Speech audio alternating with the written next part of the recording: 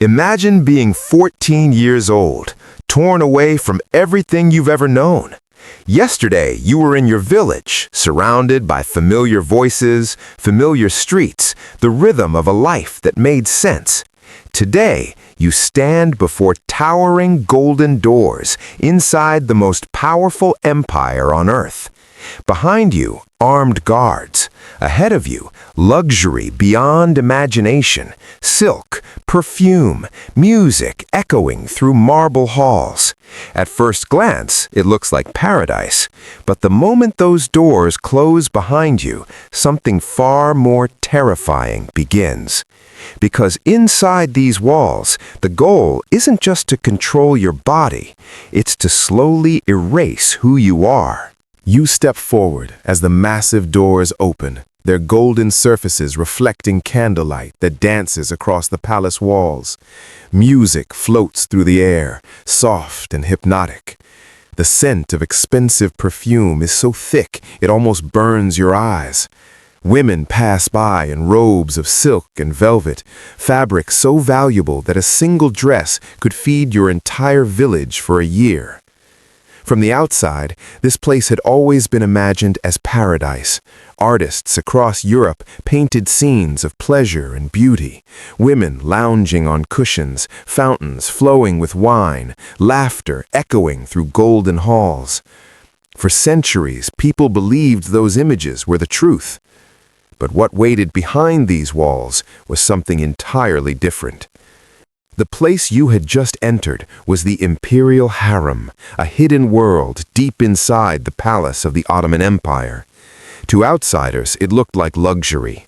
Inside, it functioned like a carefully designed system of control. And the transformation began immediately. The first thing they took from you wasn't your freedom, it was your identity. You were brought into a quiet chamber by women who had once stood where you now stood. They had arrived years earlier, frightened and confused, just like you. Now they moved calmly, with practiced precision, performing a ritual they themselves had endured long ago. Your birth name was written onto a small piece of paper. The name your mother had whispered when you were born. The name your friends called when they ran through fields together. The name that carried every memory of the life you had just lost. The paper was placed into a golden burner, and slowly it turned to ash. From that moment forward, the girl who entered those gates no longer existed. You were given a new name, a Turkish name chosen for you, simple and interchangeable. Fatma, Aisha, Mihri. It sounded ordinary, but it carried a deeper meaning inside the system of the palace. Your new name wasn't about identity, it was about ownership. But the transformation didn't stop there. Soon came the examinations. In a large room surrounded by senior women of the harem, you were inspected carefully, almost clinically. They studied everything, your height, your posture, the strength of your body, the health of your teeth. Every detail was recorded and evaluated. Not out of cruelty alone, but because inside the palace, every woman was considered a potential piece in a political game far larger than herself. The Ottoman court ran on hierarchy and strategy. The women inside the harem were not just companions to the Sultan, they were possible mothers of future rulers. Their children could one day sit on the throne of an empire that stretched across continents. So every girl was examined as though the future of the dynasty might depend on her. And then came the final separation from the life you once knew. Language. You were expected to learn Turkish quickly.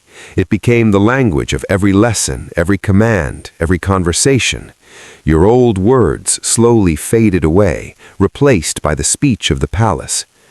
At first, you clung to memories of home. You repeated old songs quietly in your mind.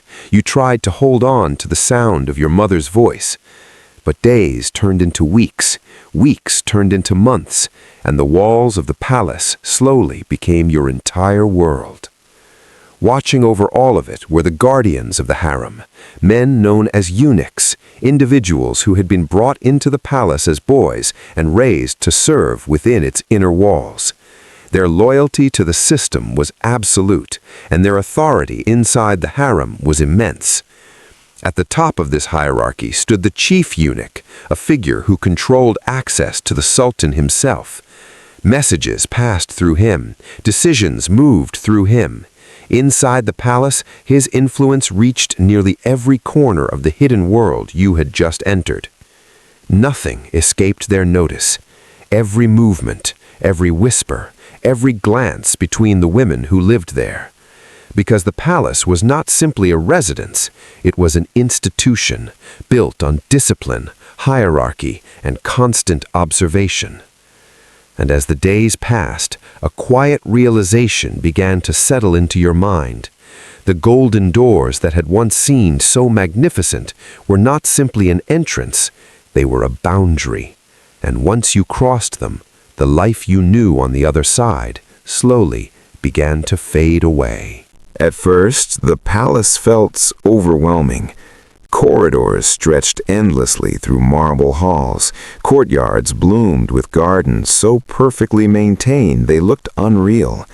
Servants moved silently through passageways, carrying trays of food, bolts of fabric, polished silver.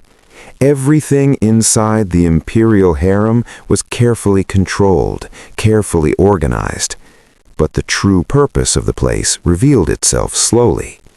Every hour of the day was structured. You woke early, lessons followed, language, etiquette, poetry, music. You were taught how to move gracefully, how to speak carefully, how to lower your gaze at the correct moment. Even the smallest gestures mattered. A misplaced word could draw attention. A careless glance could be interpreted as disrespect.